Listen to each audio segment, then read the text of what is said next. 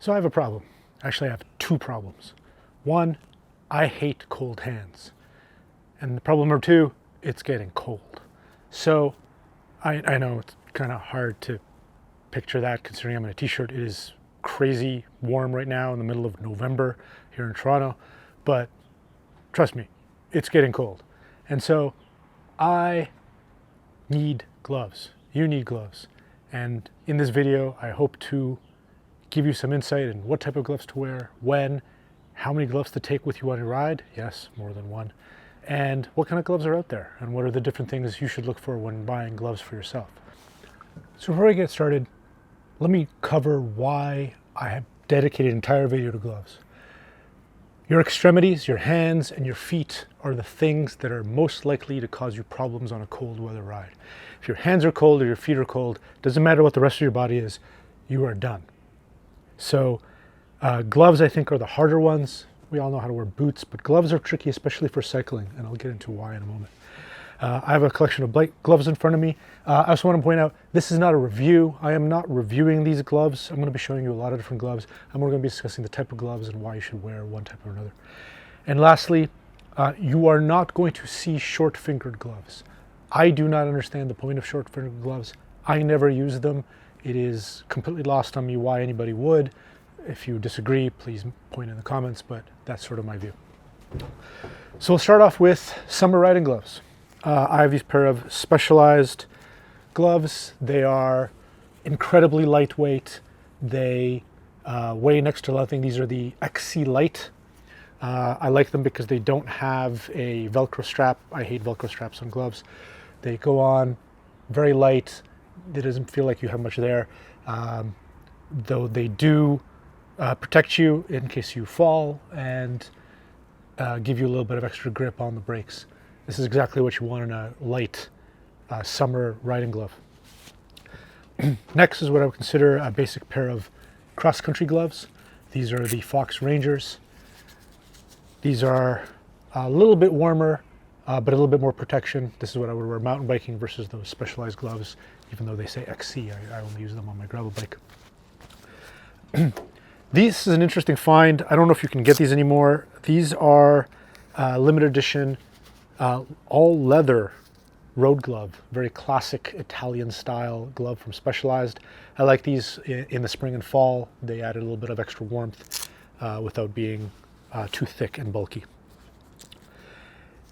Those gloves are what I would consider the sort of the gloves for the main sort of temperature ranges that kind of fall through summer and then spring and early fall. Another type of glove that you might need to wear is, of course, waterproof gloves. These are the water-resistant gloves from Fox. They are a light glove. These aren't going to offer you any sort of warmth, but they will protect your hands from getting wet. I find very little use for these because generally if I'm riding in the wet, if it's warm enough, I don't care if I'm wet. And if it's cold, wet rain, these I get a little bit cold. So I don't necessarily recommend a light glove like this. Now we're getting into actual cold weather riding gloves. These are Pearl Izumi gloves. I'm going to post all the models in the descriptions below. These have a Velcro, but I find I just don't use them. These are nice mid-weight gloves. They have gel padding, which I generally don't like and I don't recommend.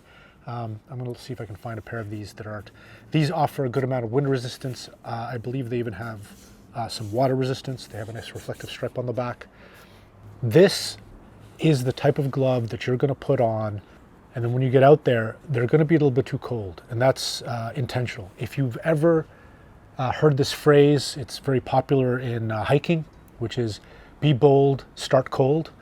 This is, of course, very applicable to cycling. You generate a huge amount of body heat when you're cycling, so you don't want to be outside and be warm before you started riding. You want to be cold. This is especially true for gloves. And so the problem with hands, unlike the rest of your body, is that if you start cold with your hands, sometimes it's hard to get them going. So what I actually like to do is have two pairs of gloves. These are a much warmer pair of Gore Bikewear Windstopper gloves. These are no longer available here in Canada. Gore Bikewear doesn't sell things here in Canada. I think you can get them in the States. I really like these. I've worn them out, like the stitching's coming out. I've had these for ages. They're a fantastic glove. And I'll start riding with these, and then when my hands get too hot, I'll stick them in my pocket or my handlebar bag, and then I'll put on a glove like these lighter Pro Izumis. And I find that is a good way to go about, and this is applicable for, you know, if you have warmer gloves, which I'll get to in a moment, and then you switch to a lighter pair of gloves. And this is something I recommend. So for when it's getting colder, have two gloves, one to start with, one to ride once you've warmed up. Now we get into winter. These, they have a fair amount of padding, and they're of course wind stoppers, so they protect against the wind. These, I wouldn't say are good for freezing temperatures. And the reason is because they're gloves. Now you'll see quite popular in the cycling community are what are called lobsters. These are Pro Izumi lobster gloves. They're brand new. They're replacing my old Pro Izumi lobster gloves, which I've worn out. And the advantage of them is, I don't know if you've, from winter, obviously having mitts is warmer than having gloves. Having your digits together is better than having your digits insulated from each other. Your fingers are more likely to get cold.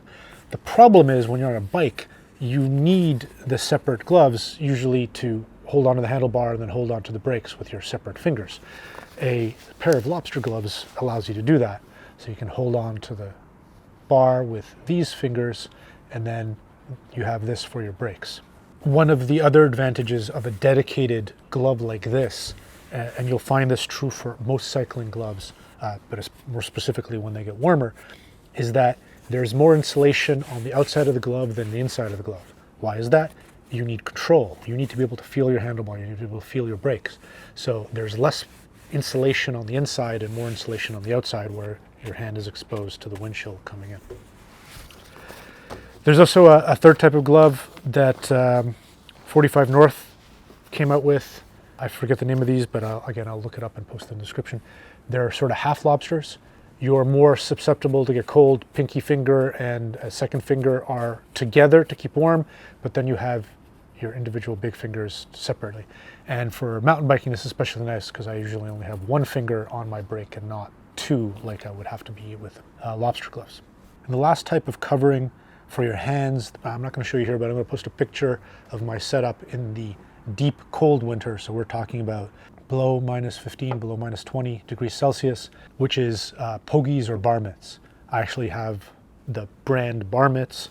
They attach to your bicycle, and then you wear more of an intermediate glove, and then you slide them into your Pogies, and that's what keeps you warm. And the advantage of that is that you have full control of your gear shifters, your brakes, without having the impediment of large bulky gloves.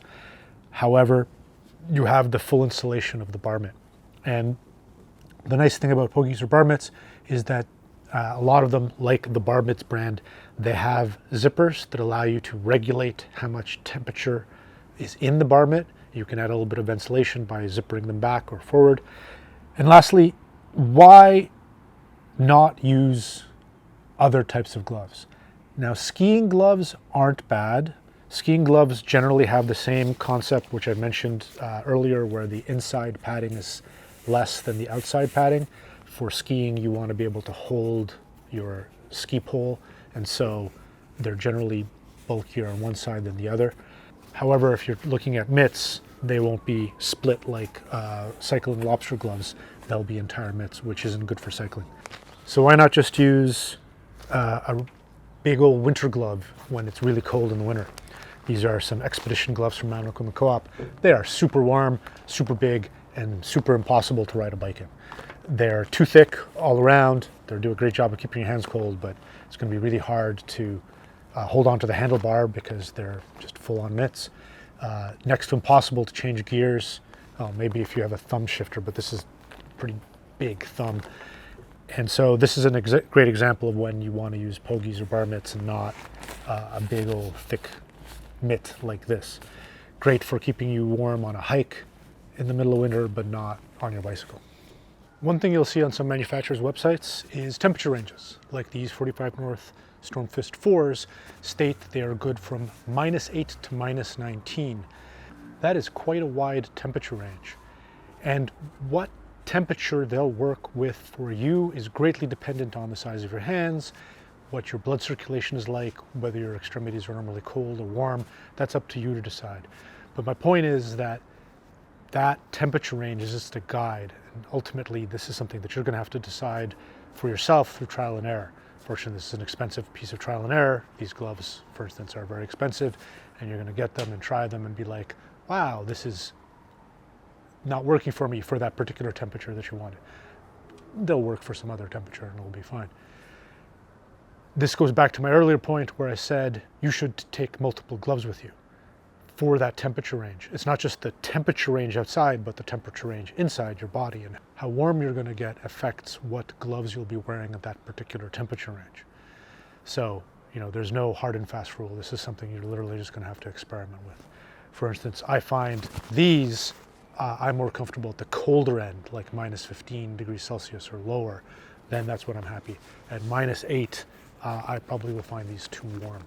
I find most gloves, for me personally, have about a 5-degree temperature range.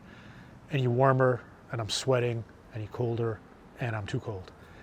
Well, I hope you've learned something today. I hope that this has been a good tour of what types of gloves are available and why you should choose one type of glove over another, and when to use a Pogie or not, depending on how far in the winter you'll be riding. If you have any questions or comments, please leave them below and I'll try to answer them. Have a good ride.